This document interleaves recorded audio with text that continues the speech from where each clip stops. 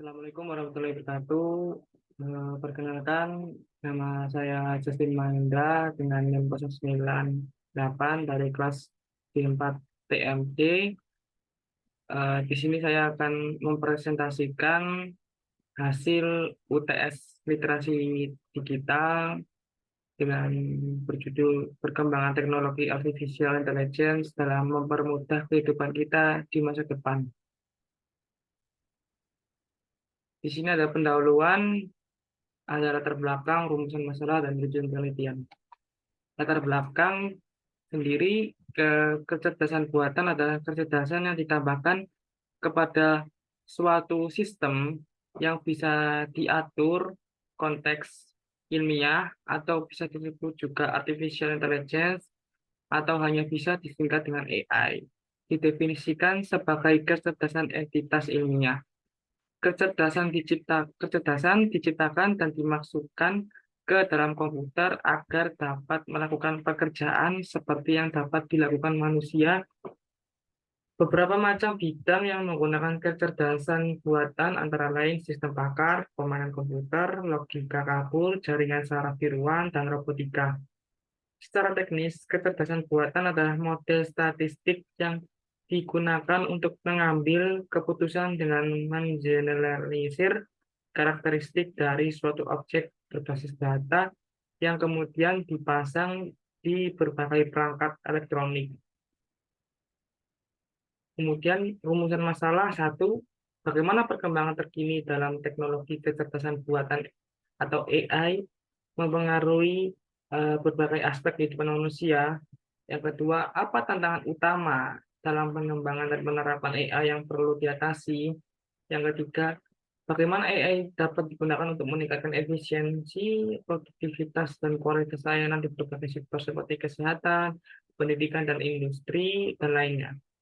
Yang keempat, bagaimana dampak etika dan sosial dari penggunaan AI di masyarakat, termasuk masalah privasi, bias, dan pengangguran teknologi. Nomor 5, bagaimana perkembangan AI di berbagai negara memengaruhi dinamika geopolitik dan keamanan dunia. Tujuan penelitian, satu, menganalisis dampak penerapan AI dalam meningkatkan efisiensi dan efektivitas di berbagai sektor seperti industri, pendidikan, kesehatan, dan transportasi.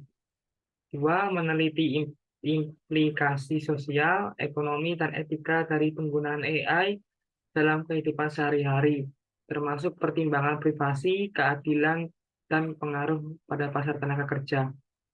Yang ketiga, mengidentifikasi dan mengatasi tantangan teknis dalam mengimplementasikan AI, seperti keandalan, keamanan, dan interpretabilitas model AI. Yang keempat, menganalisis perkembangan terkini dalam teknologi AI serta mengidentifikasi tren dan inovasi terbaru yang memengaruhi berbagai aspek kehidupan manusia. Kemudian nomor 5, mengidentifikasi dan menggambarkan tantangan utama dalam pengembangan dan penerapan AI serta mencari solusi atau strategi untuk mengatasinya.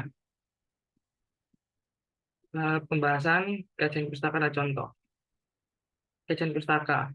AI adalah entitas elektronik independen yang berdiri sendiri yang berfungsi seperti ahli manusia. Saat ini AI terintegrasi ke dalam kehidupan kita sehari-hari dalam beberapa bentuk seperti asisten pribadi, transportasi massal, otomatis, penerbangan, penerbangan, permainan komputer, pengenalan wajah di kontrol paspor, pengenalan suara pada asisten virtual, mobil tanpa pengemudi, robot pendamping, dan lain-lain. AI bukan teknologi tunggal, tetapi berbagai model komputasi dan algoritma. Beberapa bentuk AI yang paling umum digunakan dalam teknik elektro dan komputer termasuk yang berikut. Contoh 1, expert system.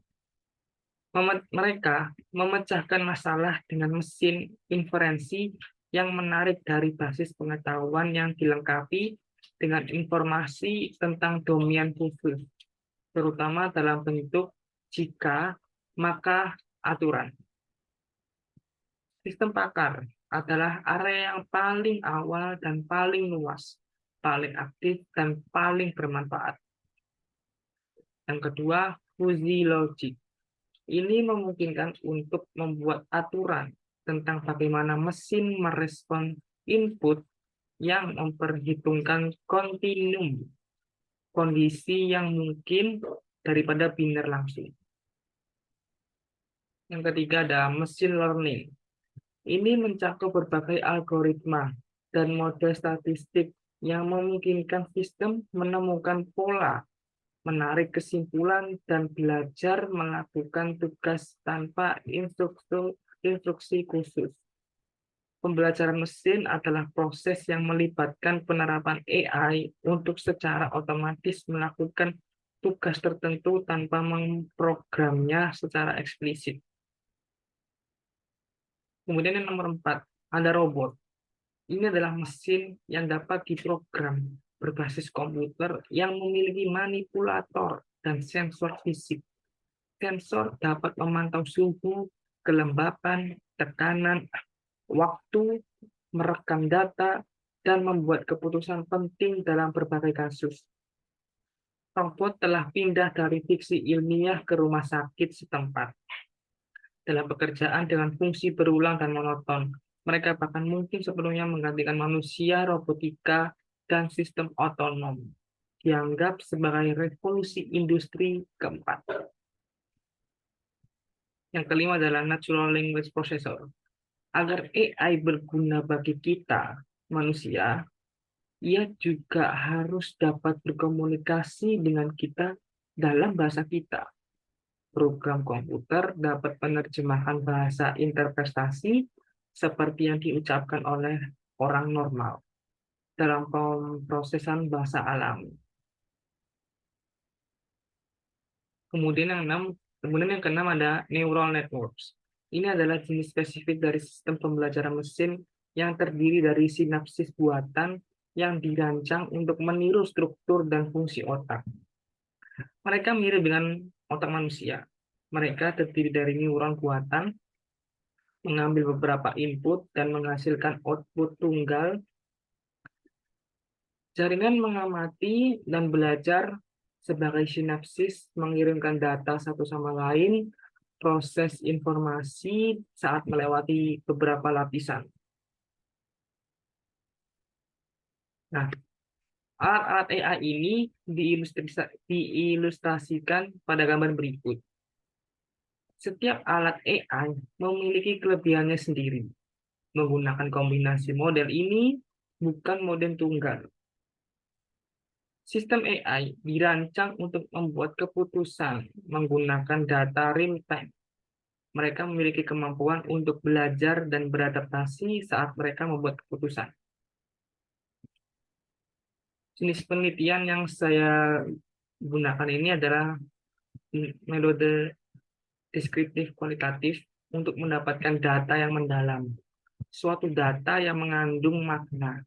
Metode penelitian deskriptif kualitatif sebagaimana menurut Bogdan dan Taylor sebagai prosedur penelitian yang menghasilkan data deskriptif berupa kata-kata tertulis atau lisan dari orang-orang dan perilaku yang dapat diamati. Teknik analisis data yang digunakan dalam penelitian ini adalah menggunakan langkah-langkah sebagai berikut. 1. Reduksi data. Yang kedua, penyajian data atau display data. Yang ketiga, penarikan kesimpulan atau conclusion drawing. Ini ada pembahasan dan tampak. Pembahasan. Para filsuf dan ilmuwan tidak sepakat mengenai apakah mungkin untuk mengembangkan kecerdasan buatan atau AI. Hal ini dapat disebabkan karena mereka tidak sepakat mengenai apa yang termasuk dalam kecerdasan buatan. Untuk mengedefinisikan kecerdasan buatan itu sendiri dengan lebih baik, para filsuf telah membagi AI menjadi 2 konsep, AI lemah dan AI kuat. Seperti yang disarankan oleh definisi di atas, program telah mencapai berbagai jenis AI lemah. perangkat lunak seperti Google, misalnya dapat dianggap sebagai contoh AI yang lemah. Dampak. Di sini ada dampak positif. Yang pertama, bisa menyimpan data yang tidak terbatas. Hal ini memungkinkan Anda bisa menjalankan suatu program yang kompleks dengan lebih baik dan aman. Misalnya manajemen database sekolah dan sebagainya. Yang kedua, memiliki ketetapan dan keakuratan dalam mengerjakan tugas karena sudah diprogram. Maka AI dapat bekerja dengan lebih akurat dibandingkan dengan kecerdasan alami. Yang ketiga, menggantikan tugas manusia yang berulang-ulang dan bersifat rutinitas. Misalnya, dalam pembelajaran seperti proses koreksi dan penilaian hasil belajar siswa, itu bisa digantikan oleh AI. Kemudian yang keempat, bisa digunakan kapan saja dan dalam jangka waktu yang panjang. Berbeda dengan manusia yang bisa lelah kapan saja, AI bisa menjalankan jangka waktu yang lebih lama. Yang poin kelima, mudah digandakan dan disebarluaskan. Karena AI sendiri bersifat digital. Segala informasi yang diproses dan disajikan, AI bisa digandakan serta disebarkan dengan lebih mudah dan cepat dan juga praktis. Kemudian yang keenam, lebih mudah dibandingkan harus mendatangkan ahli yang memiliki keterbatasan dalam waktu dan kompleksitas pekerjaan. AI sendiri lebih mudah digunakan. Kemudian yang terakhir nomor 7, bisa mengerjakan pekerjaan dengan lebih cepat dan lebih baik, terutama untuk pekerjaan yang membutuhkan ketelitian dan pengulangan. Dampak negatifnya sendiri yaitu yang pertama, membuat guru dan murid menjadi lebih malas. Hal ini terjadi karena sebagian besar aktivitas sudah dikerjakan secara otomatis oleh AI. AI juga bisa menghilangkan pekerjaan berbagai bidang. Yang kedua, manusia. Ketika AI digunakan untuk urusan administrasi di sekolah, tidak menutup kemungkinan akan menghilangkan peran tata usaha di sekolah. Yang ketiga, tidak memiliki common sense. AI memang mampu belajar dan bekerja sendiri layaknya manusia. Hanya saja, AI tidak dapat memahami tujuan dari informasi itu dibuat, karena pemahaman menyeluruh hanya bisa dimiliki oleh manusia itu sendiri. Kemudian yang keempat, bekerja sesuai instruksi. AI akan bekerja sesuai pengaturan program yang dibuat, sehingga AI akan bekerja sesuai data dan instruksi yang sudah dimasukkan untuk tugas-tugas spesifik. AI tidak bisa berfungsi menjalankan tugas lain di luar dari yang diprogramkan. Yang kelima, AI masih kalah untuk pemrosesan informasi yang bersifat vertikal dan membutuhkan sains yang kompleks. AI sampai saat ini hanya mampu bekerja secara paralel untuk tugas-tugas yang sifatnya rutinitas atau berulang-ulang. Dan kemudian yang keenam, ada risiko tinggi dibobol. AI memiliki data dan informasi yang tersimpan secara digital dan online. Hal ini membuat informasi penting sangat mungkin diretas oleh orang-orang lain yang tidak bertanggung jawab dan merugikan pihak Anda. Yang ketujuh, pasti akan rusak. Segala sesuatu yang dibuat manusia, terutama teknologi dan mesin, suatu saat pasti akan rusak. Begitupun juga dengan AI. Besar kemungkinan akan mengalami gangguan atau kerusakan yang dapat menghilangkan data dan informasi penting Anda sehingga selalu pastikan data dan informasi penting dibuat duplikannya.